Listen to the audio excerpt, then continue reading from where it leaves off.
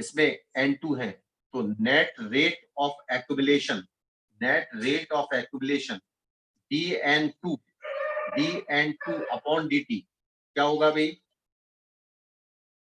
dN2 upon dt बराबर dN1 upon dt. This is the rate of formation of A2 minus, समझ में आ रहा है कि नहीं आ रहा? आ रहा है कि नहीं? एक चीज ऐसे कर लो, dN2 ऐसा लिख लो, dN2 कितने फॉर्म होंगे बोलिए, बताओ. λ1 N1 dt. अरे है कि नहीं, जल्दी बोलिए, समझ में आया ये? अब यस सर. अब इसको थोड़ा और सॉल्व कर लेते हैं. dN2 upon dt plus λ2 N2 बराबर λ1 N1. कुछ नहीं किया मैंने, dt से डिवाइड करके N2 का फंक्शन इस तरह ला दिया. एक डिफरेंशियल इक्वेशन होती है, उसका सॉल्यूशन याद करना पड़ेगा. जैसे dy बाई dx, एक सॉल्यूशन बता रहा हूं मैं, dy by dx plus py is equal to q के फॉर्म में अगर इक्वेशन है. Yes sir. पढ़ी होगी शायद इक्वेशन कभी. Yes sir, linear differential. ठीक है, तो इसका जो सॉल्यूशन आता है वो आता है y into integrating factor. λ1 n0 is the initial number upon λ1 minus λ2 into e की power minus λ2 t minus e की पावर λ1 t. किसी भी इंस्टेंट पर, अगर किसी भी इंस्टेंट पर आपको ये देखना है कि कितने प्रेजेंट न्यूक्लियस है A2 में, वो आप निकाल सकते हैं.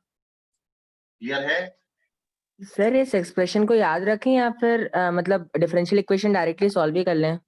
आपको अगर डिफरेंशियल इक्वेशन सॉल्व करनी है तो आप करते रहना, लेकिन ये याद करोगे तो ज्यादा बढ़िया रहेगा, कोई बड़ी बात नहीं है. ठीक है ना? हाँ सर. क्योंकि ये फॉर्म है, इस फॉर्म के बाद डिफरेंशियल इक्वेशन का सॉल्यूशन आपने पढ़ा होगा, वो सॉल्यूशन ये आता है. ठीक है, इसको इससे कंपेयर करो. Yes sir. ठीक है भाई, इसका सॉल्यूशन ये लिख लो आप अच्छी तरह. ये है N2 is the number of nucleus present in A2. यानी किसी भी इंस्टेंट पर अगर मुझे ये पता करना है A1 से A2 में जो कन्वर्ट हुए, जबकि A2 के अंदर भी डिके हो रहा है, तो किसी भी इंस्टेंट पर आप ये निकाल सकते हो कि प्रेजेंट न्यूक्लियस A2 में फंक्शन ऑफ टाइम के साथ क्या होगा. क्लियर है?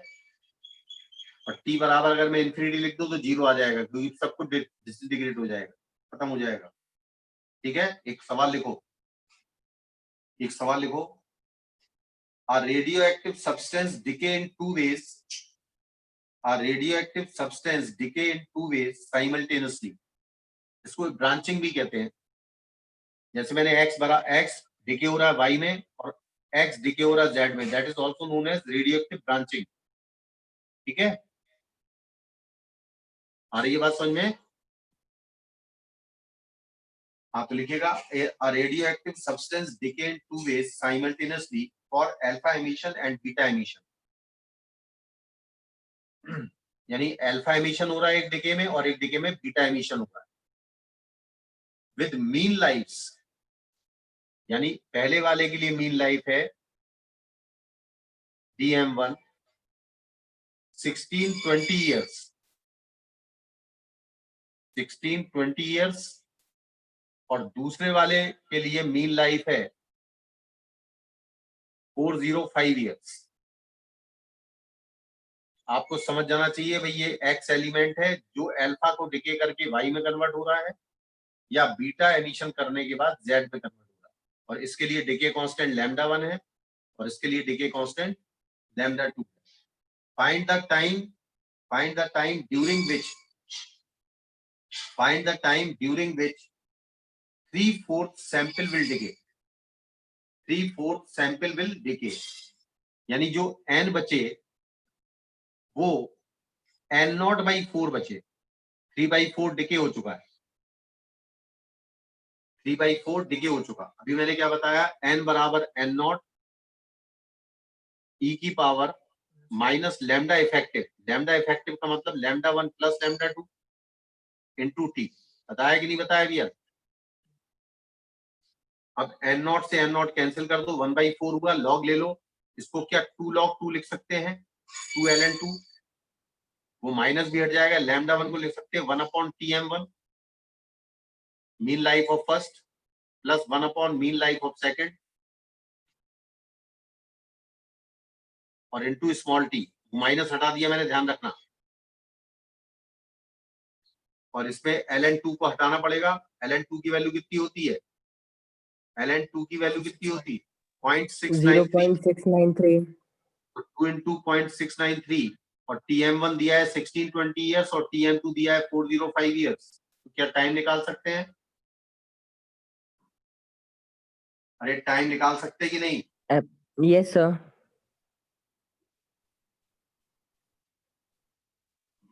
हाँ चलिए एक और लिखिए, क्योंकि ये बहुत जरूरी है सवाल, दो सर तीन एक चीजें करेंगे। Second. Find half life of uranium 238। Uranium 238 देखो, यूरेनियम 238 खत्म हो गया, यूरेनियम 238 है। Find half life of uranium 238 और इसका जो मास है देखो, find half life of uranium 238 given that 3.32 into 10 की पावर -7 ग्राम, 3.32 into 10 की power -7 gram of radium Ra, radium Ra 238, ये लिखा है 238 रेडियम Ra 238 सर 3.32 into 10 की power -7 gram of radium 226 Ra is found per ग्राम। फिर सुन लो, 3.32 into 10 की पावर -7 ग्राम radium का मिलता है जब 1 ग्राम हम यूरेनियम 238 को लिख देते हैं। इन ओल्ड मिनरल, ये लाइन ध्यान रखना, इन ओल्ड मिनरल, और उन्होंने दिया है हाफ लाइफ, रेडियम की दी है इसकी हाफ लाइफ 1600 ईयर्स, इसकी हाफ लाइफ दी है 1600 ईयर्स, और हमें हाफ लाइफ यूरेनियम 238 की बतानी है। किसकी बतानी है? अरे किसकी बतानी है? किसकी बतानी है हाफ लाइफ? सर रेडियम की कितनी है? 1600 years. Half life of radium is 1600 years. Find the half life of uranium 238. अब इस तरह की क्वेश्चन क्या करते हैं, इसमें खास बात थोड़ी समझने वाली है। अब आपके पास ओल्ड मिनरल लिखा है, उसमें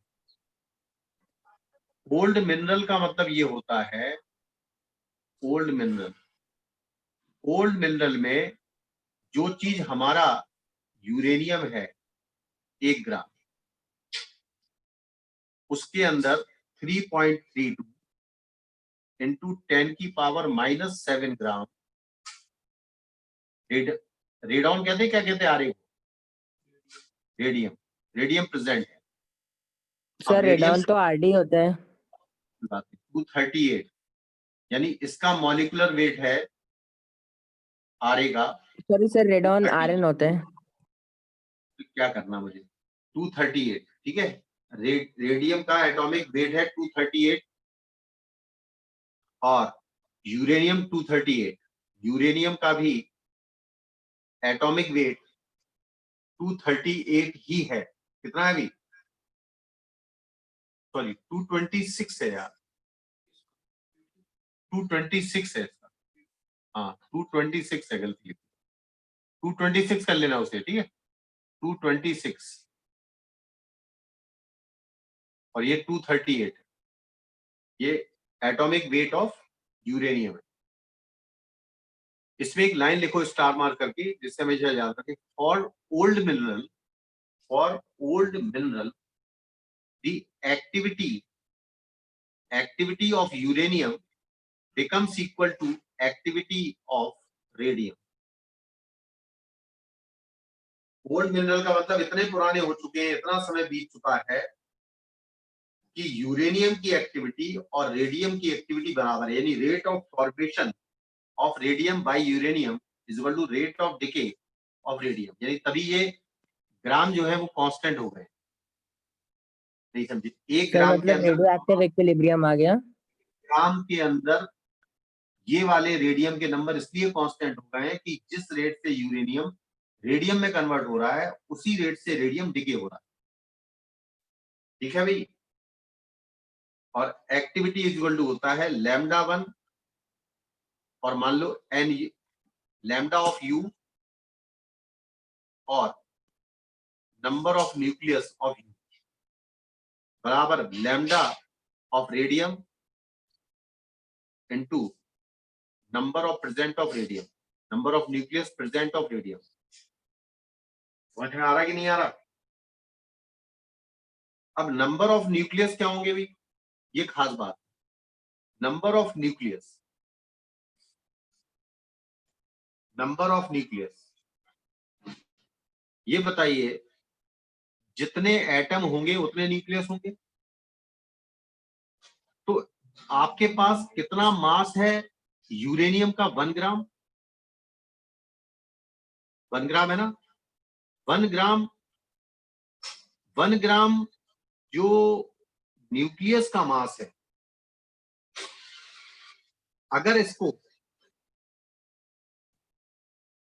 238 से डिवाइड कर दिया जाए तो ये क्या मोलर मास आ गया? क्या 1 ग्राम में इतने मोल होंगे? यस क्या सर। 1 ग्राम में इतने मोल होंगे? होंगे कि नहीं होंगे? अरे यस होंगे सर। कि नहीं होंगे? और इतने मोल में एवोगैड्रो नंबर का मल्टीप्लाई कर दो तो इतने न्यूक्लियस होंगे, है कि नहीं? Yes sir. अरे आ रहा है कि नहीं आ रहा? और इसी तरह yes number sir. Of nucleus in radium कितना होगा? उसका कितना मास है? 3.32 इंटू 10 की पावर -7 और डिवाइड बाई ये कितना है? 226 into Avogadro number. Yes sir. ये नंबर ऑफ न्यूक्लियस है, number of nucleus in uranium and number of nucleus in radium. Clear हुआ? यस अरे सर। क्लियर हुआ कि नहीं हो? अब lambda of uranium is equal to 0.693 upon T half of uranium, 0.693 upon T half of uranium जो निकालना है आपको, इनटू नंबर ऑफ न्यूक्लियस है 1 upon 238 into N sir N से नीचे का नहीं दिख रहा है। हो जाएगा, तो ये आ जाएगा 3.32। यूरेनियम के लिए लिख रहा हूं 1 अपॉन, बोलो कितना लिखेंगे? 1 upon 238 is equal to lambda R A, यह 0.693 सर और टी नीचे का हाफ नहीं है, दिख रहा है। टी हाफ है 1600 इंटू रेडियम के लिए है 3.32 इंटू 10 की पावर -7 डिवाइड बाई 226। इससे क्या आप टी हाफ निकाल सकते हैं? ये तो कैंसिल हो जाएगा। कर लेंगे सॉल्व? अरे कर लेंगे कि नहीं? कर लेंगे ना? यस इसमें सर। खास इसमें खास बात है, जो ओल्ड मिनरल का मतलब है कि एक्टिविटी दोनों की बराबर हो चुकी है। तो एक्टिविटी ऑफ यूरेनियम, और अगर ये किसी इंस्टेंट की बात करते हैं कि रेट ऑफ फॉर्मेशन ये है, जब वो ये चीज कांस्टेंट बता रहे हैं कि रेडियम का ये मास 1 ग्राम में प्रेजेंट रहता है, इसका मतलब ये है this mass is not changing. Not changing का मतलब जिस रेट से रेडियम डिके हो रहा है उसी रेट से यूरेनियम फॉर्म हो रहा है। यूरेनियम, बात समझे, जिस रेट से रेडियम फॉर्म हो रहा है यूरेनियम से उसी रेट से रेडियम डिके हो रहा है, तभी ये कांस्टेंट है। क्लियर है? अरे क्लियर है कि नहीं है? Yes sir. चलिए आगे बढ़ते हैं। अब जैसे मैं आपको हिंट दे रहा हूं एक सवाल, जैसे थोड़ा ध्यान दें। मान लीजिए आपके पास N0 आपके पास N0 न्यूक्लियार्ड है, रेडियो एक्टिव न्यूक्लियस है।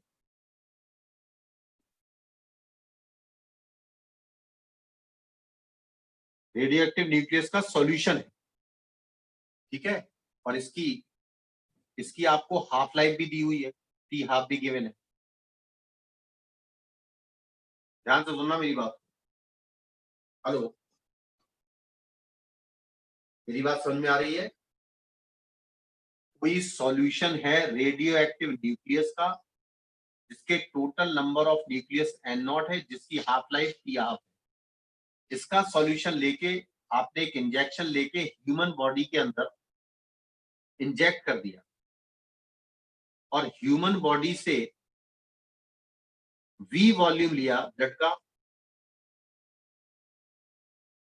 ह्यूमन बॉडी के ब्लड का वॉल्यूम नहीं है, ब्लड के एक सैंपल का वॉल्यूम है V। तो उसके अंदर उन्होंने देखा कि X डिसइंटीग्रेशन पर मिनट हो रहे हैं, X डिसइंटीग्रेशन पर मिनट हो रहे हैं,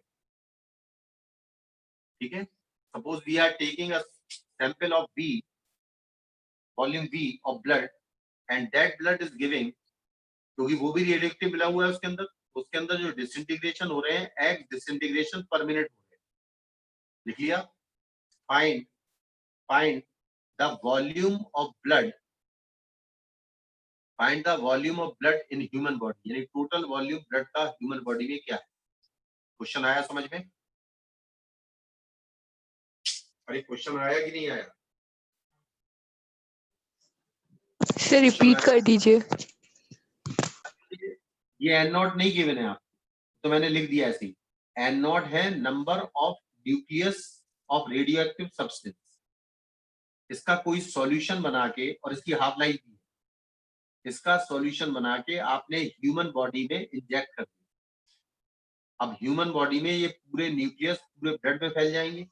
उस ब्लड का V वॉल्यूम लिया सैंपल के तौर पे, ये गिवन है। तो उन्होंने देखा और कुछ टाइम बाद लिया, कुछ टाइम बाद मतलब T0 समय बाद आपने V वॉल्यूम सैंपल के तौर पे लिया। ये T0 गिवन है, हाफ लाइफ गिवन है। T0 समय बाद आपने V वॉल्यूम ब्लड का सैंपल पे लिया और उस समय देखा कि X डिसइंटीग्रेशन पर मिनट हो रहे हैं। इस डाटा से हमें यह पता करना है कि volume of blood in human body क्या है। क्वेश्चन क्लियर आ गया? मैं पूरा क्वेश्चन लिखवा देता हूं, ऐसा करो पूरा क्वेश्चन ही नोट कर, ठीक है, जिससे दिक्कत नहीं आएगी। सर चार्ट के फॉर्म में लिख लिया। हाँ? सर इस फॉर्मेट में क्वेश्चन लिख लिया। मैं क्वेश्चन पूरा लिख रहा हूँ। A small quantity of solution, a small quantity of solution containing Na24 radionuclide, Na24 radionuclide, half life 15 years, half life 15 years, लिख लिया? लिख लिया? of activity 1 microcurie, of activity 1 microcurie, 1 curie कितना बताया था? 3.7 into 10 की पावर 10 disintegration per second, लिख लेना। 1 microcurie is injected into the blood, क्या sir? is injected into the blood of a person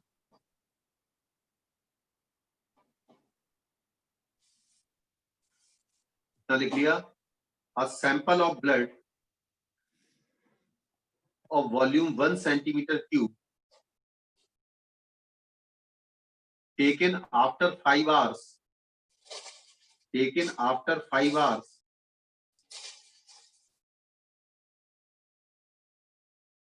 shows an activity of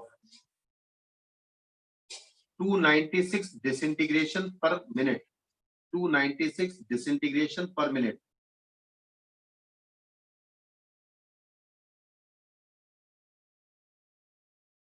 लिख लिया?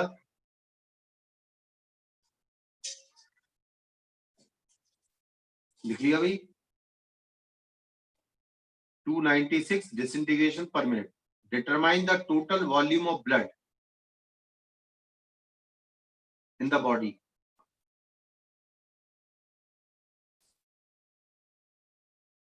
Question clear?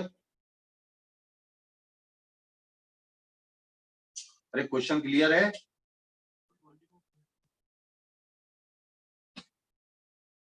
अरे लिख लिया? एक क्वेश्चन और नोट करो, एक क्वेश्चन और नोट करो।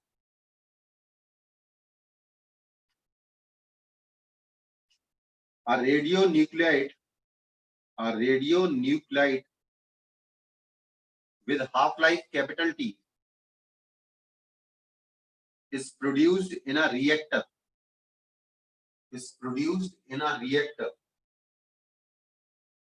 At a constant rate small p.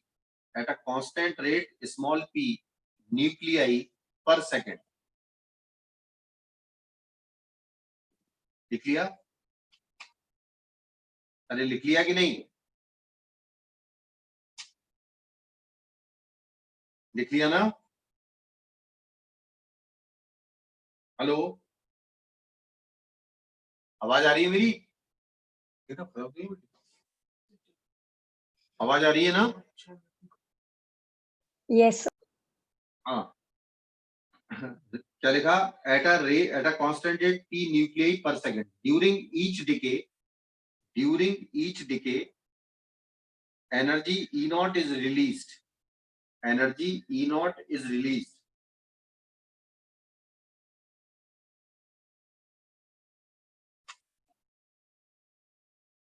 If production of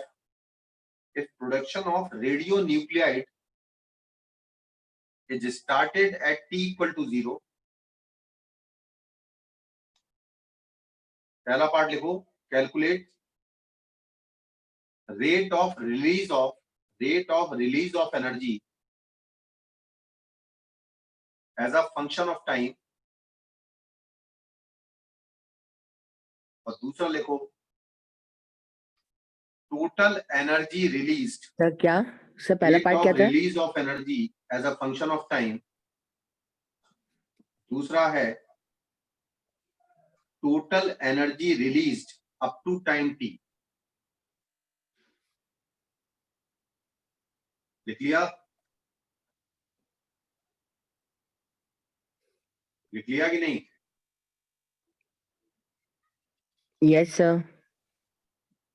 ध्यान रखो, प्रोडक्शन तो कांस्टेंट रेट से हो रहा है, लेकिन जो न्यूक्लियाइड फॉर्म हो रहा है वो खुद रेडियो एक्टिव है, और उन्होंने उसका हाफ लाइफ दिया हुआ है टी। तो इसका मतलब है कि रेट ऑफ एक्यूमुलेशन जो होगा पर सेकंड रेडियो न्यूक्लियाइड का, पर सेकंड फॉर्म कितने हो रहा है पी, और कितने डिके होंगे उस समय जो प्रेजेंट रेडियो एक्टिव न्यूक्लियस हो गया N into lambda N, P minus lambda A का नेट रेट ऑफ एक्यूमुलेशन होगा। अरे होगा कि नहीं? Hello hello,